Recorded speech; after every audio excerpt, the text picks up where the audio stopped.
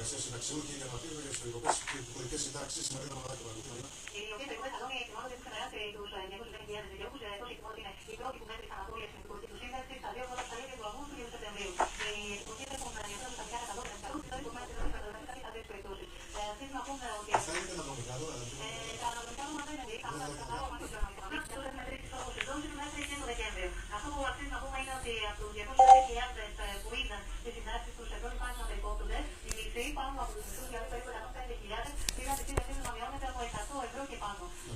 Συνολικά αυτή τη στιγμή έχουν υπολογιστεί περίπου 1,1 εκατομμύρια υπουργικέ συντάξει. Εκκρεμεί το τρίτο κύμα του Οκτωβρίου που θα αφορά του τελευταίου 120.000. Που αναφέραμε ότι εκεί θα έχει κάνει η πρώτη δόση των αναδρομικών περικοπών. Να περιμένουμε να έχει τελειώσει το γράφημα μέχρι και το Δεκέμβριο. Σα ευχαριστώ, Μαρίνα, να ακούσουμε τον πρόεδρο τη Ομοσπονδία του Συνταξιούχων που είχε μέσα.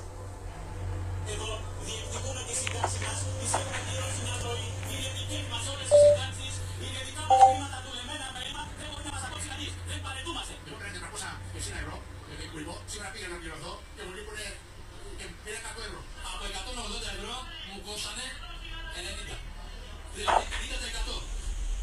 Αποκλείται ο ενδεχόμενο περικοπών στα σελίδα των προδυνάμεων και των σωματών σωμάτων στο Ανοσυγό Αντένα από τα Στελότσο. Είπαμε θα γίνουν τα 10 μήνυμα στο στήριο τη Ομοσπονδία τη Επικρατεία εν σχέση με τον ιστολογικό των προδυνάμεων. Τι νέες εγκαταστάσεις του στρατιωτικού προσωπικού στο Καστελόριζο και μια ειδικό άμυνα Πάνος Καμένος, συνοδευόμενος από τον αρχηγό Γεφθά Ναύαρχο Ευάγγελο Αποστολάκη και τον αρχηγό Γκέσα Αριστράτικο Βασίλειο Τελείου.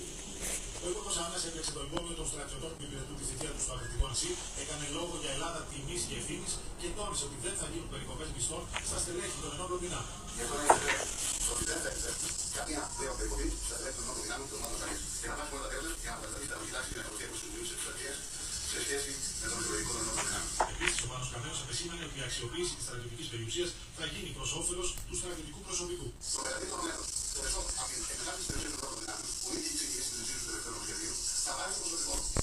Η προτεραιότητα είναι να γίνουν, να δοθεί στέγη σε όλα τα στελέχη, αξιωματικούς και προσωματικούς.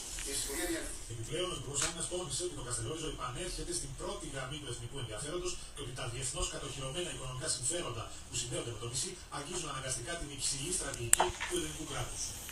Εν μέσω αντιφατικών δηλώσεων συνεχίζονται οι συζητήσεις για τη συγκρότηση νέων φορέων στην κεντροαριστερά. Και βεβαίως παραμένει σε εκκρεμότητα και προγραμματισμένη για αύριο συνάντηση μεταξύ αντιπροσωπείων των Πασών και των Ταμείων. Αβέβαιη είναι η πραγματοποίηση τη αυριανή συνάντηση για τα επόμενα βήματα στον χώρο τη κεντροαριστερά. Ενώ ο διάλογο για την συγκρότηση ενιαίου φορέα συνεχίζεται μέσω αντιφατικών δηλώσεων. Πρέπει να υποστηρίζουν όλε τι προσωπικέ